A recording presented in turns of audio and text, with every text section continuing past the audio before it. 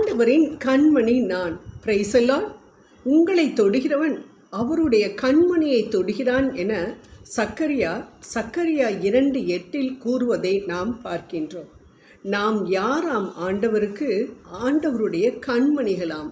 ஆம் என்று நாம் நமது பாவங்களையெல்லாம் அறிக்கை செய்து ஆண்டவரிடம் மன்னிப்பை வாங்கி ஆண்டவருடைய பிள்ளைகளாக நாம் மாறிவிட்டோமோ அன்றே நாம் ஆண்டவருடைய பாதுகாப்புக்கு உரியவர்களாக நாம் மாறிவிடுகிறோம் என்பதை நாம் அநேக முறை மறந்து விடுகின்றோம். அன்பானவர்களே, நம்மை தொடுபவர்கள், அதாவது நமக்கு துன்பத்தை கொடுப்பவர்கள், நமக்கு வேதனையை தருபவர்கள் நிச்சயம் யாருக்கு துன்பத்தை கொடுக்கிறார்களாம்? ஆண்டவருக்கு துன்பத்தை கொடுக்கிறார்களாம். ஆண்டவருக்கு துன்பத்தை கொடுக்கும் பொழுது அவருடைய கண்மணியை தொடுகிறார்கள் என்று ஆண்டவர் நம்மை துன்பப்படுத்துபவர்களை குறித்து சொல்லுகின்றார். அவருடைய கண்மணியை தொடும் பொழுது என்ன நடக்கும்? உடலில் முக்கியமான பகுதி கண், அதிலும் மிக முக்கியமான பகுதி கண்மணி. கண்களுக்கு முன்பாக ஏதாவது ஒரு ஆபத்து வந்தது என்றாலே உடனே கண் இமைகள் மூடி அந்த கண்மணியை பாதுகாக்கும்.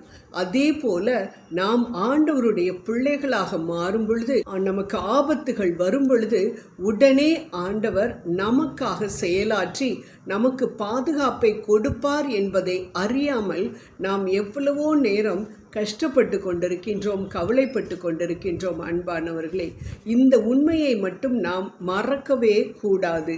ஆம், கண்மணி போல காக்கக்கூடிய என் ஆண்டவர் எனது எல்லா துன்பங்களிலிருந்தும் என்னை விடுவிப்பார் என்ற அந்த நம்பிக்கை நமக்கு இருந்தால் மட்டும் போதும். எத்தனை துன்பங்கள் வந்தாலும் அதை மிகவும் எளிதாக நம்மால் சமாளிக்க முடியும், எதிர்கொள்ள முடியும்.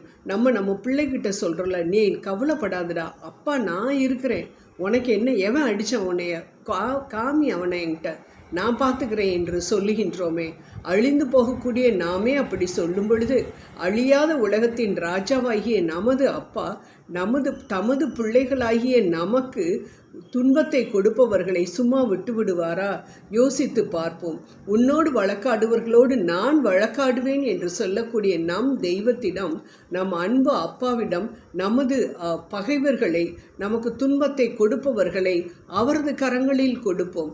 நீங்கள் கையை கட்டி கொண்டு சும்மா இருப்பீர்கள், நான் உங்களுக்காக யுத்தம் பண்ணுவேன் என்று சொல்லியிருக்கிறாரே. அப்படிப்பட்ட ஆண்டவர் எனக்காக யுத்தம் பண்ணுவார். நான் அவர்களோடு சண்டை போட தேவையில்லை, நான் அவர்களுக்கு மறுமொழி கொடுக்க வேண்டிய தேவையில்லை.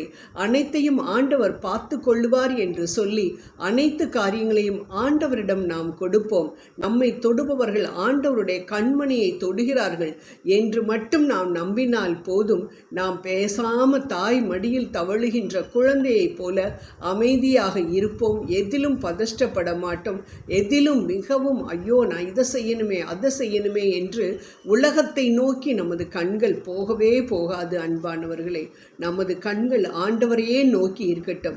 ஆண்டவர் எனக்கு இந்த காரியத்தை செய்வார் என்று அவரிடம் அனைத்து காரியங்களையும் நாம் கொடுக்கும் பொழுது நன்மைகளை மட்டும்தான் பெற்றுக்கொள்வோமே தவிர ரோமர் 8:28 படி எந்த நாளும் நமக்கு தீமையான காரியங்களை ஆண்டவர் அனுமதிக்கவே மாட்டார் என்பதில் நாம் நம்பிக்கை கொள்ள வேண்டும், அதில் மகிழ்ச்சியும் கொள்ள வேண்டும். ஜெபம் செய்வோம். அன்பின் தகப்பனே இறைவா, இதோ என்னை தொடுபவன் உமது கண்மணியை தொடுகிறான் என்று நீர் வேதத்தில் சொல்லியிருக்கின்றீரே. அந்த விதமாக என்னை தொடுபவர்களை நான் அப்பா எனது முயற்சியினால், மனித முயற்சியினால் எந்த காரியத்தையும் செய்யாதபடிக்கு நான் உம்மேல் நம்பிக்கை வைத்து என்னோடு வழக்காடுபவர்களை உமது கரத்தில் நாங்கள் கொடுக்க எங்களுக்கு நீர் கிருபை புரிந்தருளும். ஒரு நாளும் தகப்பனே, உமக்கு எதிராக உருவாக்கப்படும் எந்த ஆயுதமும் வாய்க்காதே போகும் என்ற உமது வாக்குத்தத்த வசனங்களை மறந்து போய் விடாமல் அதை இறுதியாக பிடித்து கொண்டு உம்மையே சார்ந்திருக்கக்கூடிய மனதை நீர் எங்களுக்கு கொடுக்க வேண்டும் என்று இந்த நேரத்தில் உம்மை கெஞ்சி கேட்டுக்கொள்கின்றேன். ஜீவனுள்ள எங்கள் நல்ல பிதாவே, ஆமேன், ஆமேன், ஆமேன்.